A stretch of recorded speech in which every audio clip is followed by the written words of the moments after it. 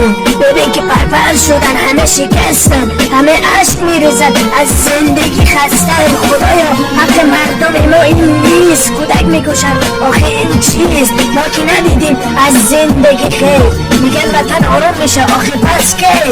مردم ما همه کشته شده میره، کانونای وطنم که ساعت نتیره. مردم مظلوم کشته شده میره، کانونای وطن که ساعت نتیره.